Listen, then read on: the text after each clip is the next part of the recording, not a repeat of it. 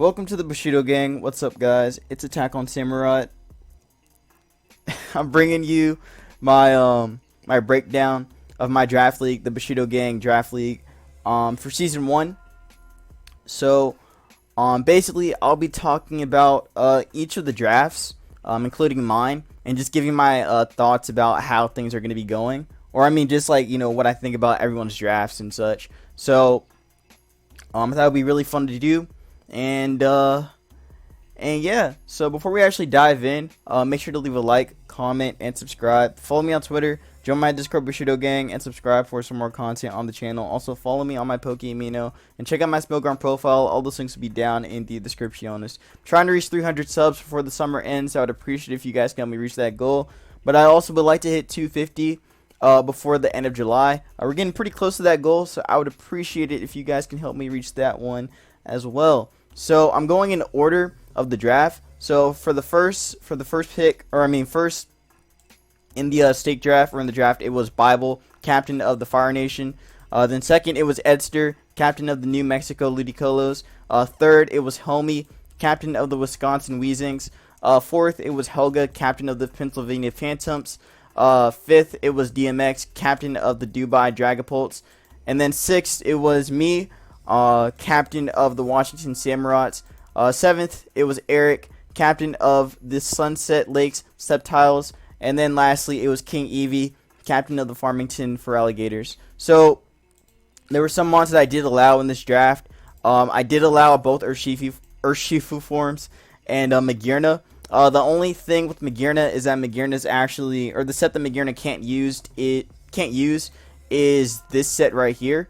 It cannot use these two sets because these two sets are ridiculously strong, and I want to make sure that he can't do any of that kind of setup with Magearna. So that's the only that's the only thing that's or that's the only banned set on Magearna. He could run Trick Room, he could run Shift Gear, he can run like a Shift Gear. Well, I mean, he can run like one setup move on the Mon. He can run Trick Room, he can run Calm Mind, but he can't run both setup moves on one set. So yeah, he could go Shift Gear Ice Beam, he could go Calm Mind Ice Beam, he could go Trick Room, Calm Mind. That could work, but he can't use both setup moves on the same set.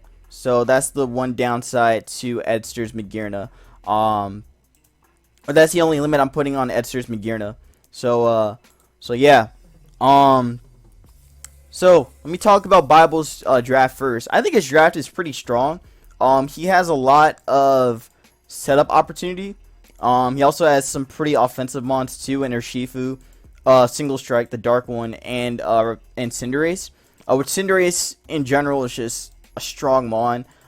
With its hold up, I didn't mean to do that. With its strong coverage options, and also it's just stab on everything. So it's basically a physical Greninja, but just a lot better and hits a lot stronger. So yeah. He also does have Hazard Removal 2 in Cinderace, which can run, the Court Change set. So he's got that.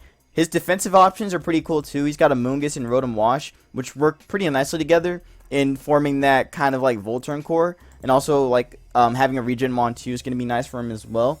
And then going back to his offensive Mon and Urshifu. So Urshifu's kind of like, it's good. It's very good. With Close Combat, Wicked Blow, Sucker Punch, Jab. It could be very aggressive. He could run like a bulk up set with it too. And run like a Drain Punch bulk up set. With a Wicked Blow and maybe like a Lumberry to not get burned. Or he could go like a Life Orb set or even lefties on that Mon. So he's got options in that. He could go Choice Scarf as well. Choice Scarf Urshifu is pretty strong for this draft. So he could definitely utilize that. He's got that option.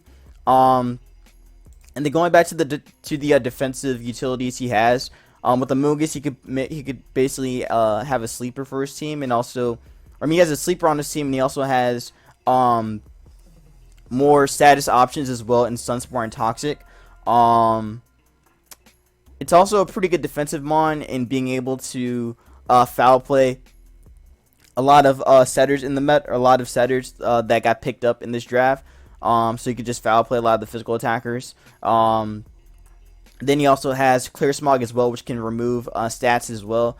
So that makes Amoonguss pretty threatening too. There's a couple other options he has too with that Amoonguss. Amoonguss does have access to stuff like, I think, Worry Seed. So it could stop potentially, I think it's Worry Seed. Yeah, it does. So it could stop regen. So that's gonna be pretty cool for him. It also does get ground coverage too, so we could deal with the steel types now. So that makes Amoonguss pretty versatile, I'd say, in terms of like its defensive capabilities. So he's got some options in that. Let's see, Slurpuff is pretty cool too. He has a Webber, he has a Sticky Webber, so that's cool for him. Actually, in terms of hazards, he doesn't have a rocker. He only has a Webber and just spikes. So that still makes him pretty aggressive though. And also like Cinderace is still technically a hazard setter anyway, since it can, you know, toss rocks back. So it's got that option too. But yeah, overall though, he does have a lot of like coverage options for his draft. I do like it. I do like it quite a bit. He does have some, again, going back to Rotom Wash, he does have defensive utilities with Defog. He can make it a sweeper with Nasty Plot, Hydro Pump, Thunderbolt, and Pain Split if he wants. He's got a couple options in that. He can run like a trick set too. So to stop like a lot of the defensive mons that got picked up. So that makes Rotom pretty versatile in that regard. And then Slurpuff being one of the Sticky Webbers in the for his draft, and also, or I mean, being the Sticky Webber for his draft, which allows him speed control and also a sweeper with Belly Drum. That makes Slurpuff pretty versatile in its role. So it could literally be a suicide lead for his offensive mons, or it could just be a sweeper. So he's got options in that. And Slurpuff does have a couple other setup options too besides Belly Drum. It could be a Cotton Guard set with Calm Mind. He could also, going back to the suicide lead Slurpuff, he could run like Webs, Endeavor, Misty Explosion, which is one of the new moves that Slurpuff actually got. So he could just boom on something and then keep Webs up forever. So he's got that option. So yeah, Slurpuff is pretty cool. Got a lot of interesting options there. And then he's got Indeedee male. If he had the female one, he would have access to Healing Wish, which does open up his defensive or his offensive mons.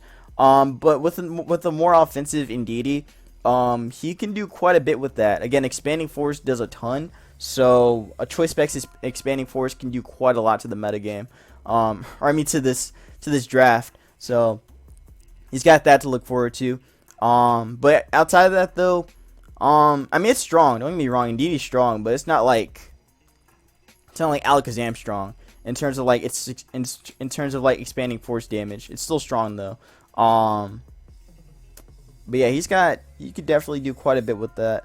Yeah, he's got quite a lot of options in that. But that's pretty much that. He can make it a Trick Room or two, I guess. But his team doesn't seem that like it doesn't really need Trick Room. Like his team is pretty fast, so I don't think Trick Room really helps him in that regard. So I think it's just gonna be. It seems like he's gonna make it more like a Choice Scarf or maybe like a Specs Mon, just like a Wall Breaker. So I could see that, and even a Trick User too, since it does get access to Trick. So he could do something like that. Maybe have it as support for Slurpuff, to be a sweeper too, or for it to have the sweeping role, and give it like the Psychic Seed, and have it be a Terrain Extender if you want. He's got that option. So he has some pretty cool options for Yu that he picked up. And then for RU, he picked up Sableye, Pincurchin, and Alolan Raichu. Okay, so Alolan Raichu, I actually just found this out. This mon is actually banned from RU. Like it says it right here. I did not even peep it during the whole draft, but apparently it's banned. I'm gonna let him keep it. It's fine. We all make mistakes. It's okay. He can keep them on. And I think this is the only mon that does not. I think this is actually the only mon that is not in the tier it should be. So yeah, this is the only mon that technically he has. So technically he has like a 4th UU mon, but that's okay. I'll let it pass. It's gonna be strong though. I'll give him that. It's gonna be very strong. Pair with Pincurchin and Electric Surge. So Makes Raichu pretty aggressive, especially because it does get access to Rising Surge now, or Rising Voltage now. So yeah, and it also gets Electric Ball too, which does help with its Surge Surfer. So it's gonna get off some really strong Electro Balls. So yeah, Raichu and Pincurchin are gonna be strong. Like this core right here, even paired with Indeedee, like his Electric Terrain core is gonna be strong, or his Terrain core is just gonna be strong. It's gonna be very, very strong. He could also pair Indeedee male with the Cinderace to get off stronger Zen Headbutts. So that's gonna be pretty. He's got some stuff. His draft is pretty dangerous. He does have again Hazard Control, like I said already, with Rotom Heat, or not Rotom Heat, with Rotom Wash and Cinderace, but he also has Hitmontop. So Hitmontop is gonna be a spinner for him. It could also be Tekken Top, so he could run like an offensive one with Fake Out, Mach Punch, Triple Axle, and CC. Or he can make it AV and make it more of a utility kind of Hitmontop. So he's got that option. He can make it Intimidate too, so he has an Intimidator for his team. But yeah, he's got that option. And then Gothitelle. Well, Gothitelle's weird. I'm gonna say that Gothitelle's pretty weird. I don't know what he could really do with that, especially because he's not gonna have access to a Shadow Tag. So he's not really gonna be doing that much with it. I guess maybe competitive could be cool, and also I guess pair with Expanding Force, it could be pretty dangerous. So maybe you could run like a stored power set with it. Like it's got utility options, but that's really all Gothitelle has. It doesn't really have much else besides that. Yeah, it doesn't really have much else besides that. Unless he's gonna try to get like a boost off the off court change from webs or something, but that's not gonna really work for him. So he's not really gonna get the competitive boost if that's what he thinks he's gonna get. But yeah, I don't know. It's not bad. It's just weird. It's just very weird. It's a very weird pick. I feel like he had better psychic options besides Gothitelle. He probably could have gone like, well, I'm not gonna say what he could have had, but I'm gonna say he definitely had better options than Gothitelle, especially at this point. Where this is like the last money pick. But yeah, still not bad. Just weird. But that pretty much covers his draft. Again, all I gotta say, his draft is strong.